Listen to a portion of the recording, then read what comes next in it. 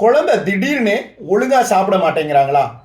கொஞ்ச நாள் வரைக்கும் கூட ஓரளவுக்கு ஒழுங்காக தான் சாப்பிட்டுட்டு இருந்தாங்க. இப்போ சுத்தமாக ஒரு வாய் கூட வாங்க மாட்டேங்கிறாங்களா?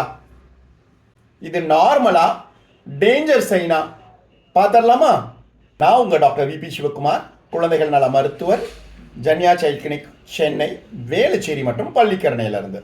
ஃபர்ஸ்ட் ரொம்ப முக்கியமான காரணம்னு பார்த்தீங்கன்னா, குழந்தையுடைய வளர்ச்சி ரேட்டு சில மாதங்களில் அதிகமாக இருக்கும். ஸோ அந்த டைம் நிறைய சாப்பிடுவாங்க. சில மாதங்களில் க்ரோத் ரேட் டெம்பரரியாக ஸ்டாப் ஆகும். ஸோ அப்போ அவங்களுடைய பசி எடுக்கும் தன்மையும் கம்மியாயிரும். ஸோ இந்த க்ரோத் ஃபேஸை பொறுத்து குழந்தையுடைய பசி இருக்கும். ஸோ அதனால பயப்பட வேண்டாம். இது ரொம்ப ரொம்ப ரொம்ப நார்மல். குழந்தைங்களுக்கு பல்லு முளைக்கும் பொழுது, ஸோ ஒவ்வொரு பல்லு முளைக்கும் பொழுதுமே சில குழந்தைங்களுக்கு பசி எடுக்கிற தன்மை டெம்பரரியாக கம்மியாகும். ஏன்னா அதுக்கு காரணம் ஈறுகளில் வலி, பெயின், அது மென்று முழுங்கும் பொழுது சிரமப்படுறது, ஒரு இச்சிங் சென்சேஷன் அந்த இடத்துல இருந்துக்கிட்டே இருக்கும். ஸோ அதனால குழந்தைங்க சாப்பிட மாட்டாங்க. ஸோ இது எப்படி நமக்கு தெரியும்?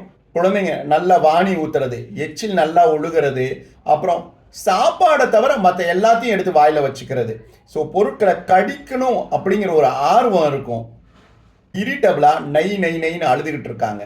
ஸோ இதெல்லாம் இருந்தால் பல்லு ஏதாவது முளைக்குதா அப்படிங்கிறத பாருங்க. அப்புறம் நமக்கு தெரியாமல் உள்ளுக்குள்ளாரையே ஏதாவது ஒரு இன்ஃபெக்ஷன் இருக்கும். முக்கியமாக ஏதாவது கோல்டு இருந்ததுன்னா ஸ்மெல்லு, டேஸ்ட் இதெல்லாமே கம்மியாயிரும். அதனாலையும் சாப்பிட மாட்டாங்க. அதுக்கப்புறம் மூக்கு அடப்பு இருக்கும்போது வாய் வழியாக மூச்சுடுவாங்க. ஸோ ப்ரீதிங் இம்பார்ட்டண்ட்டு அப்படிங்கிறனால கோல்டு இருக்கும் பொழுது நிறைய குழந்தைங்க பால் கூட ஒழுங்காக குடிக்க மாட்டாங்க. ஸோ அது மட்டும் இல்லாமல் சம்டைம் இயர் இன்ஃபெக்ஷன் இருக்கலாம், காது வலி வரும். குழந்தைங்களுக்கு ரொம்ப காமனாக இன்ஃபெக்ஷன் ஆகும் பொழுது காது வலிக்கும். ஸோ காது வலிக்கும் பொழுது என்னாகும்? மென்று முழுங்கும் பொழுது இந்த இடம் நவுறும் பொழுது பெயின் ஆகும். ஸோ ஜவ்வு வலிக்கும். ஸோ அதனால கூட குழந்தைங்க ஃபுட் ரெஃப்யூஸ் பண்ணும். ஒரு பக்கம் நல்லா பால் குடிக்கும், இன்னொரு பக்கம் பால் குடிக்கல, இல்லை இன்னொரு பக்கம் கையோ கண்ணமோ தொட்டா கூட வலிக்குது, அழுகுதுன்னா இயர் இன்ஃபெக்ஷன் ஏதாவது இருக்கா அப்படிங்கிறதையும் முக்கியமாக பார்க்கணும். அது மட்டும் இல்லாமல் ஈறுகளில், பல்லில் ஏதாவது இன்ஃபெக்ஷன் இருக்கா, பல்லு ஏதாவது சொத்தையாக இருக்கா, அதனால சாப்பிட மாட்டேங்கிறாங்களா, இல்லை ஈறு வீங்கி இருக்கா, தாடை வீங்கி இருக்கா, இதெல்லாம் பாருங்க. சில நேரங்களில் உள்காய்ச்சல் மாதிரி ஏதாவது இருந்தாலும் குழந்தைங்க ரெஃப்யூஸ் பண்ணுவாங்க. அப்புறம் யூரின் இன்ஃபெக்ஷன் இருந்தாலும் பசி எடுக்கிற தன்மை கம்மியாயிரும். ஸோ யூரின் எப்படி போகிறாங்க, பெயினோட போகிறாங்களா, ட்ராப்பாக போகிறாங்களா, அதெல்லாம் முக்கியம். ஸோ இதெல்லாம் கவனித்து உள்ளுக்குள்ளார ஏதாவது இன்ஃபெக்ஷன் இருந்தால் அதை சரிப்படுத்துறது அவசியம். இன்ஃபெக்ஷன் சரியானா குழந்தைங்க ஆட்டோமேட்டிக்காக சாப்பிட ஆரம்பிச்சிருவாங்க. ரொம்ப ரொம்ப முக்கியமான காரணம், நிறைய ஸ்நாக்ஸ் சாப்பிட்றது, chocolate, cream biscuit, junk item இஷ்டத்துக்கு சாப்பிட்றது. சில நேரம் என்ன பண்ணுவோம், குழந்தை ஒழுங்காக சாப்பிட மாட்டேங்குது அப்படின்னு சொல்லிட்டு அட்லீஸ்ட் இதையாவது சாப்பிடட்டுமே, கொஞ்சமாவது உள்ளே போகட்டுமே அப்படின்னு பிஸ்கெட்டெல்லாம் நம்ம ஊட்டுறோம் இல்லையா? இதுதான் நம்ம பண்ணுற பெரிய தப்பு. இது என்ன ஆகும்? வயிறை டெம்பரரியாக ஒரு ஃபுல்னஸ் கொடுக்கும், ஆனால் உள்ள ஒன்றுமே இருக்காது, உள்ள ஒரு சத்து, ஒரு நியூட்ரிஷன் இருக்காது, ஆனால் ஒரு ஃபுல்னஸை மட்டும் குழந்தைக்கு கொடுக்கும். அதனால பசி எடுக்கிற தன்மை கம்மியாயிரும்.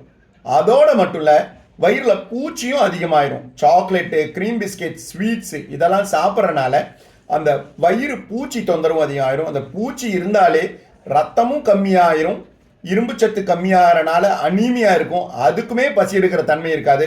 பூச்சி இருந்தாலே குழந்தைங்க ஒழுங்காக சாப்பிட மாட்டாங்க. இதை விட மோஸ்ட் மோஸ்ட் மோஸ்ட் காமன் இப்போ லேட்டஸ்ட் ஈட்டிங் டிசார்டர்னாலே இதை தான், செல்ஃபோனையும் டிவி கம்ப்யூட்டரை பார்த்துட்டு குழந்தைங்க சாப்பிட்றது. நாம தான் ஆரம்பத்தில் கொஞ்சம் நல்லா சாப்பிட்றாங்களே, செல்லை பார்த்தா ஒரு இட்லிக்கு 1.5 இட்லி 2 இட்லி உள்ளே போகுதுன்னு நினச்சிட்டு நாம் செல்லை காமிச்சு சாப்பாடு விட்டுவோம். ஸோ அது நாளடைவில் என்ன பண்ணுன்னா, நேச்சுரலான பசி எடுக்கிற க்ளூஸ் பிரெயினுக்கு அனுப்புறதையே மறந்துடும்.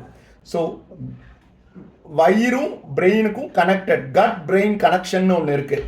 ஸோ அதுவே ஸ்பாயில் ஆயிரும். ஸோ அதனால இயற்கையாக பசி எடுக்கிற தன்மை போயிடும். ஸோ செல்ஃபோனை காமிச்சு அது உள்ளுக்குள்ளார என்ன போகுது ஏது போகுதுன்னே தெரியாமல் நம்ம சாப்பாடு ஊட்டிகிட்டு இருக்கிறது டெம்பரரியாக சக்ஸஸாக இருக்கலாம், ஆனால் லாங் டேர்மாக அது டிசாஸ்டரில். செல்ஃபோனால் பிரெயினுக்கு மட்டும் ஆபத்து இல்லை, வயிறுக்குமே தான் ஆபத்து. முக்கியமான இந்த காசையும் நம்ம மறந்துடக்கூடாது. இமோஷனல் காஸ், சைக்கோலாஜிக்கல் காஸ், ஏதாவது ஒரு பயம், ஃபியர் குழந்தைக்கு உள்ளே இருந்ததுன்னா குழந்தை சாப்பிடாது. முக்கியமாக ஸ்கூல் அடுத்த நாள் ஸ்கூலில் ஏதாவது ஹோம்ஒர்க் இருக்குது, ப்ராஜெக்ட் இருக்குது, நம்ம ஒழுங்காக படிக்கலை, ஒழுங்காக எழுதலை, மிஸ் திட்டுவாங்களோ இந்த பயம் இருக்கும். டே கேர் போகிற குழந்தைங்க, பேபி கிளாஸ் போகிற குழந்தைங்க, க்ரீச்சில் இருக்கிற குழந்தைங்களுக்கு இன்னொரு பயம். இதை நம்ம இக்னோரே பண்ணக்கூடாது. சில நேரம் யூரினோ டாய்லெட்டோ குழந்தைங்க அங்கே போயிடுவாங்க. அப்போ கூட ஹெல்ப் பண்ணுறதுக்கு இருக்கிற ஹெல்ப்பர்ஸு, ஆயம்மா இவங்கெல்லாம் என்ன பண்ணுவாங்க, குழந்தைங்களை திட்டுவாங்க. ஏன்னா அவங்க அந்த சலிச்சுக்கிட்டு குழந்தைகிட்ட முகம் காமிக்கிறது, திட்டணும்னு கூட அவசியம் இல்லை, ஃபேஸை கோபமாவோ இரிட்டபிளாக காமிச்சாலோ அது குழந்தைங்களுக்கு ரெஜிஸ்டர் ஆகி பயமாயிரும். ஸோ அந்த பயத்தை என்ன பண்ணுறதுன்னு தெரியாமல் சாப்பாடை குறைச்சிடும் குழந்தைங்க. எந்தெந்த பிரச்சனைக்கு நாம் கண்டிப்பாக டாக்டரை பார்க்கணும், டேஞ்சரான ப்ராப்ளம்ஸ் என்னென்னு பார்த்துக்கலாம்.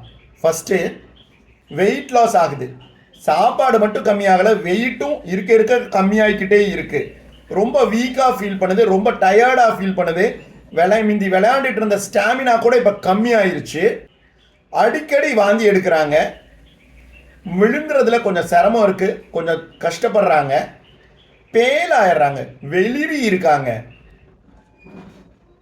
மூச்சு விட சிரமம், மூச்சு திணறல், இல்லை வேகமாக மூச்சு விடுறது, இந்த மாதிரி ப்ரீதிங் சம்மந்தப்பட்ட ஏதாவது ஒரு பிரச்சனை, ஃபீவர் 2-3 நாளைக்கு மேலே இருக்குது, யூரின் அவுட்புட்டும் கம்மியாகுது, இந்த மாதிரி ஏதாவது விஷயம் இருந்தால் இது ரெட் ஃப்ளாக்ஸ், உடனடியாக டாக்டரை காமிக்கணும்.